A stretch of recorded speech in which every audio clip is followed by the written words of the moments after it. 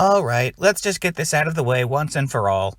No, Russia is not defending itself from NATO aggression by invading Ukraine. Yes, NATO has done some shitty things in the past, but it's never done anything as insane as blatantly trying to invade, conquer, and take control over a country before.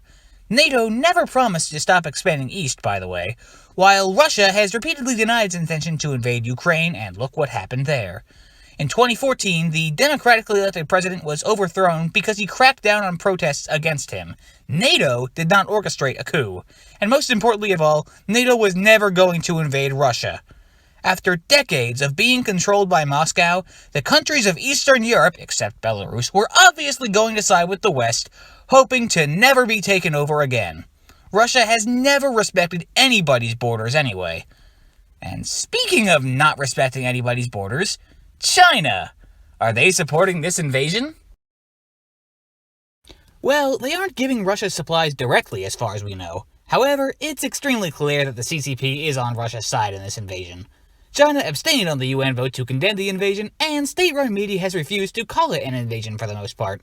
In fact, state-run media is actually trying to get the Chinese populace to side with Russia as much as it can. A leaked memo from one state media account actually shows that they are formally ordered not to show anything pro-Western or anti-Russian.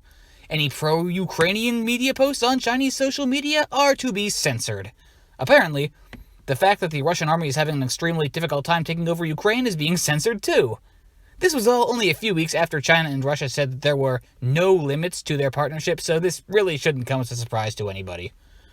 Also worth noting is the fact that in the weeks leading up to the invasion, Chinese media kept downplaying the threat of an invasion.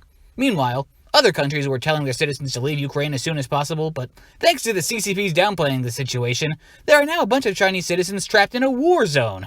This is especially interesting because apparently the CCP actually knew about the invasion in advance and asked Russia to wait until after the Olympics were over to begin it, and yet they still didn't warn their citizens. So, the real question we should be asking now is why the CCP is okay with what's going on. Presumably, this is a part of Russia and China's goal of establishing a new world order with true democracy, as they call it. Apparently, true democracy means that Russia is allowed to decide what foreign policy Ukraine has to follow from now on. When you look at the number of Chinese companies pulling out of Russia, you can quite clearly see that China has chosen to back Russia here. But the real cherry on top is that now they're claiming to have not taken a side, and are offering to promote peace between both sides. Hopefully, nobody will fall for this. We should be sanctioning China every bit as much as we sanction Russia for this, because they clearly stand behind Russia completely. I urge you all to write to your government officials in order to ask them that they pose sanctions against China for this.